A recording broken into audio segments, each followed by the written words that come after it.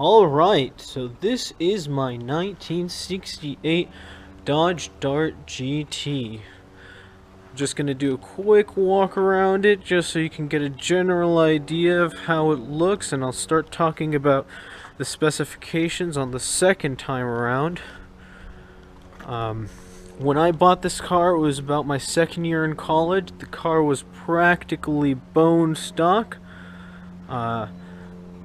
I drove it for on and off for a couple of years, and I did some must-needed repairs on it, and I decided that after I graduated, I just wanted my dream car, so I had it sent out and be built. But let's just start off with the front again. We can start off with wheels and tires and brakes. These wheels are 18 by 9 Mickey Thompson wheels. They're I believe they're SC-5 is the part number. They're from Mustangs, and the brakes are a Dr. Diff Stage 4 Brembo-like brakes, or as I like to call them, the Chinese Brembos, but who knows, they may not be made in China. If you go out to the back, I've got a similar setup. They're also, the brakes are also from Dr. Diff. They are the 11 3/4 inch rotors, Mustang Cobra brakes. Same wheels in the back. The only difference between the front and back with regards to wheels is that on the front I have an offset of about, if I recall correctly, 32 millimeters. In the rear I bought 22 millimeters, and I'll explain that a little later. But on both the front and the back, I am running a 255 40 by 18 tire. Now, with regards to the rear end, as I was mentioning before, this has an A-body rear end, which kind of has shorter length axles. And in order to get a square setup for the brakes, I actually had to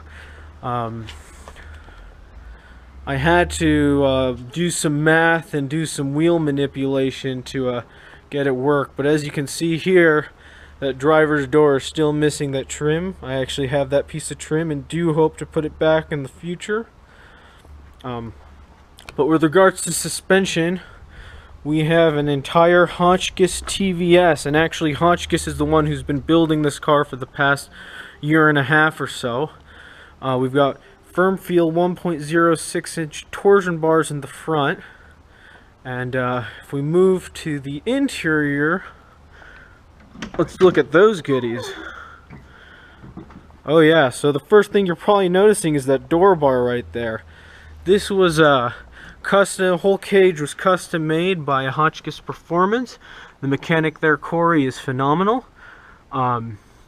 This is a 6-point cage, and as you can see, we've got pins here where we can simply pull them out and pull the doors out, and they swing out just like that.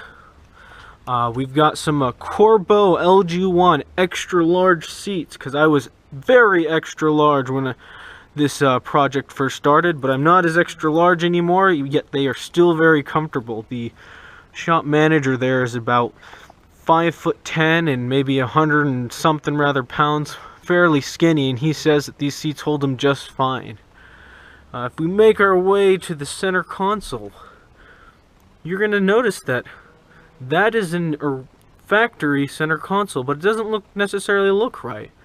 The reason being is I put a T56 in this car. The T56 required some tunnel modifications and some extra bracing, and I still wanted to keep the interior fairly stock, but not really. So what we did is we found out that when we put the original center console back in the car, that the gear shifter assembly fit exactly, or almost exactly, where the ashtray originally fit.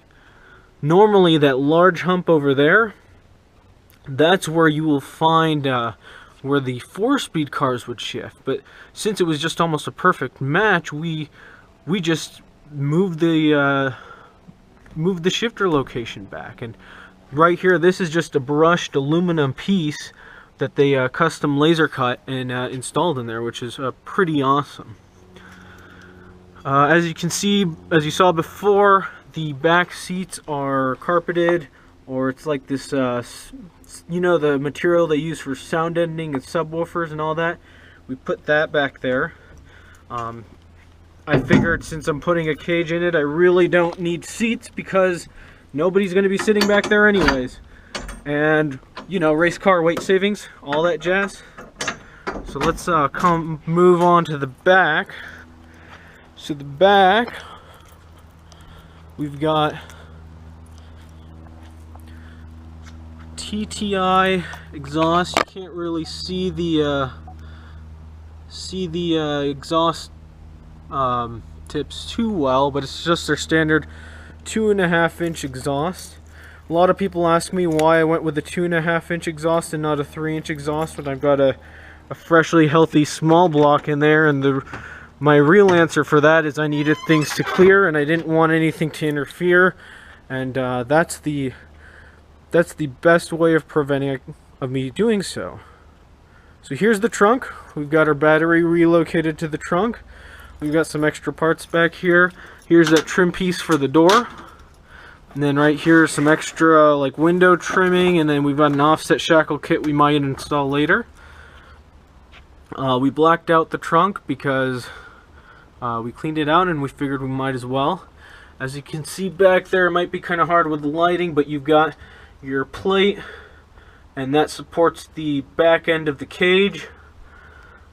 And let's close that and move over to the front.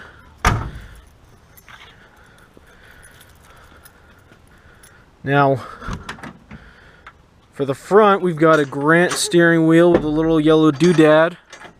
Yes, I said it, the yellow doodad on top, so you can know when you're at top center. Not that it's very difficult, it's just handy. The door bars get pretty stiff sometimes. We've got a tack on the Flaming River's tilt column, and we've also got a Hurst shifter over there. Now this Hurst shifter has a line lock button. You just flip that right there, and there's a button on top, and you can push it and do burnouts for days. But I really like that shifter actually because it is very, very comfortable. It just forms to your hand. We also have water temp and oil pressure gauges. My water temp gauge doesn't work very good from the factory, and oil pressure is good. And as you can see, that third light right there is a shift light. But let's start her up. I may fumble a little bit because I've got a camera and a cell phone in my hand. But here we go. Let me get the keys out. Brake, clutch, key, turn. I'm sorry if this is annoying or loud. Give it a couple pumps. Come on.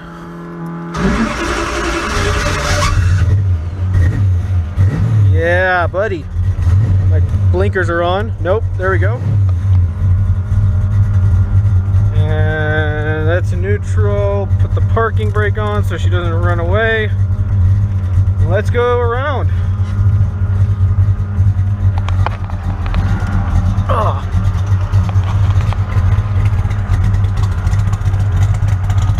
Just so you can hear that awesome idle. Smells awesome.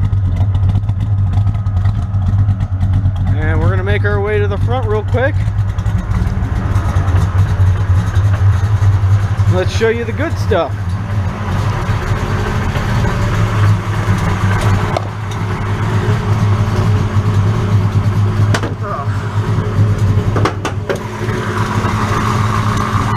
Alright, so what we have here is a 408 engine built by IMM Engines out in Indio, California. It makes about 523 horsepower and 522 foot-pounds of torque.